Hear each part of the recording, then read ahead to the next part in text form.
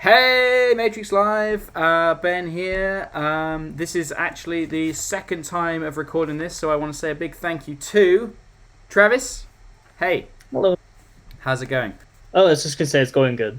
Wicked. Where in the world are you? I'm in Alberta, Canada, where it's a little bit cold today, and a little bit snowy, but Cool. we're working our way through it. Yeah, is that not? That's kind of normal though, where you are.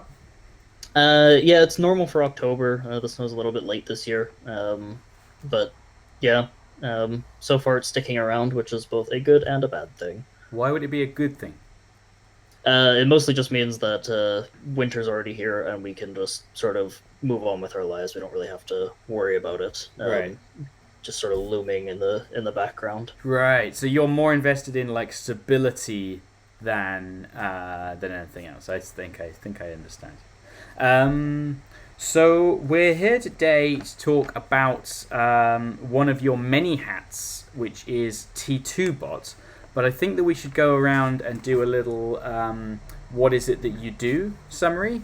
Because you do so many different things with Matrix, apart from the fact that you're also employed by Element to work on, and then even within that, you work on all different things. So people probably know you from your Turt2 Live work, where you do you work on the bot SDK. This is a TypeScript SDK.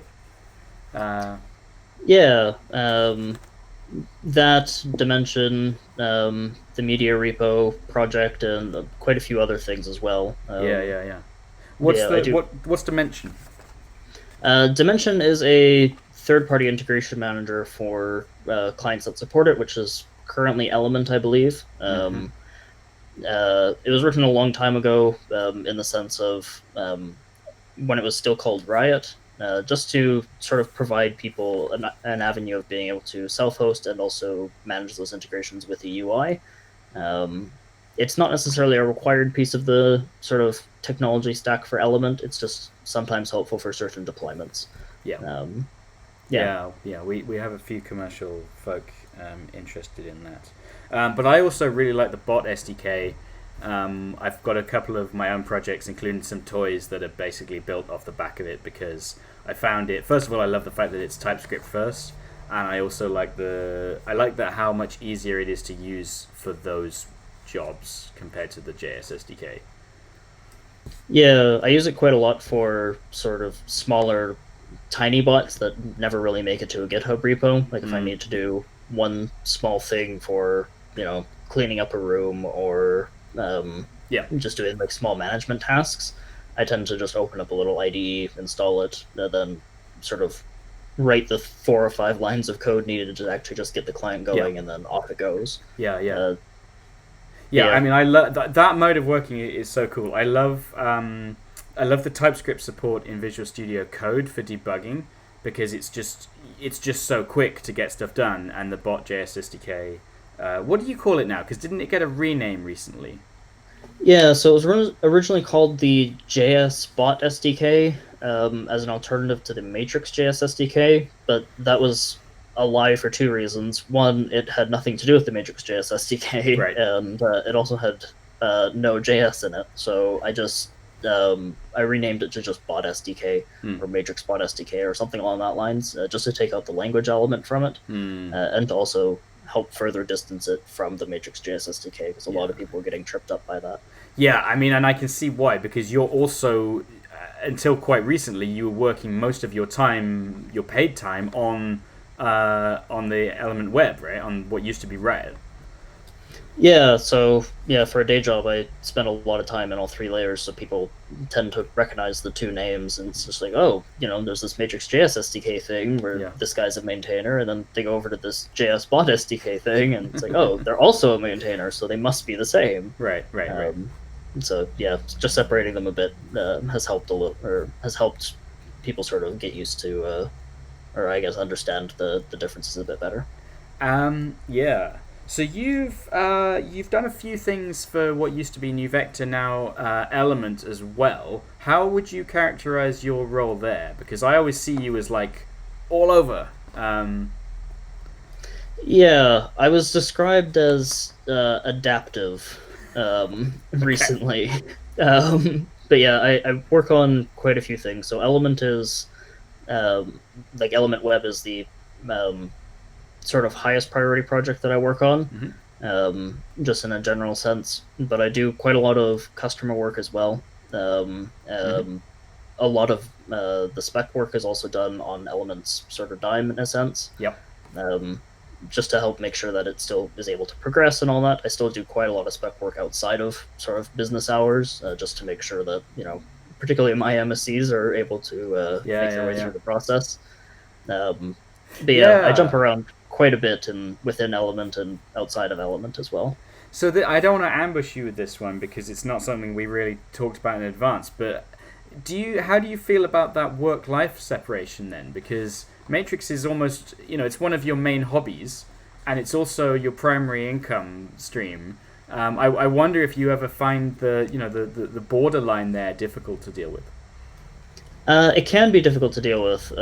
So I've been employed for I think just over 2 years now, where Matrix has been both my sort of primary hobby and also an income stream. So the way Hmm. that I've managed to separate it is um, keeping sort of personal projects personal, and then keeping work projects work. Hmm.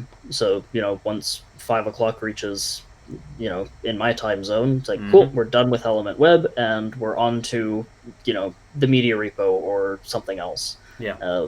Something that's different enough where it doesn't feel like it's working on the same thing every moment of every day, and also just keeping that sort of work-life balance sort of implied in a sense. Yeah.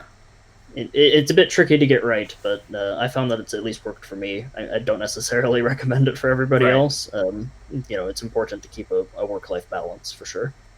Yeah, I mean, I think it definitely takes a certain personality to be able to first of all have it be all day, and then also enforce a sense of separation. Which brings us on a little bit nicely because one of the reasons that you originally started using Matrix was for you had a separate community need, right? Yeah, so I'm director at a local makerspace, which uh, back in 2016 was actually looking at sort of trying to figure out how to engage our community and our members a bit better. Mm-hmm.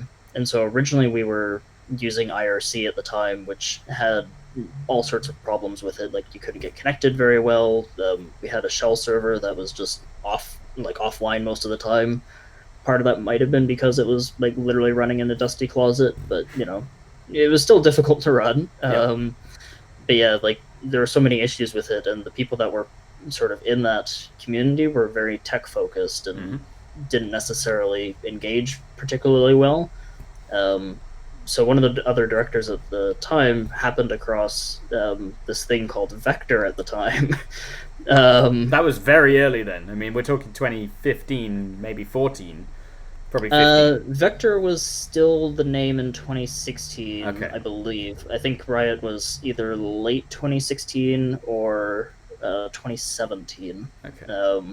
But yeah, they ran across this thing called Vector in the Reddit Sysadmin subreddit, and yeah, we decided to try it out. And to this day, we're still running it, and we found that it's just like the community that we formed around it is a lot more engaging, a lot more pleasant to be around, Right. easy to get set up, that sort of stuff. Like there's still some onboarding issues, but we actually take the time whenever we sign up a new member to say like, cool, pull out your phone, we're going to install an app for you, and Mm-hmm. we're going to get you all set up now. And yeah, within a couple minutes, they're all ready to go. Nice, which is more than you could do with IRC in those days. And I think that Yeah. the onboarding is better now than it was in 2017 by a long way. I would hope to. Yeah, so way back in 2016, 2017, the major problem was that, you would send somebody a home server URL and they would have to figure out where they punch that into the app. Um, so a couple of years ago, actually, I believe, Element got this feature where you can just sort of punch in the Element web address into like a web browser somewhere, and it creates a little button for you on when you're on mobile to just tap it, and then Right. sends you off to the App Store to install it. and then it's automatically configured for you. Okay. And if it doesn't, for whatever reason, configure it for you, you can just go right back to your web browser, tap that button again, it opens right into the app and configures it for you. So it's very helpful in the sense of just look, just go to this, element, or just go to this URL and click the button, and then off you go. Use of intents.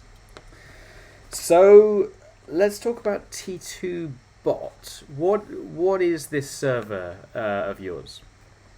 Yeah, so this is probably the most expensive hobby that I have. But yeah, it originally started as something for me to be able to host the email notifications bot for the makerspace off of, and the theory was like, oh, I could throw a couple more bots onto it. Stuff like Voyager was the second sort of bot. And then it became like, oh, well, there's these bridges that, matrix.org at the time wasn't really able to run.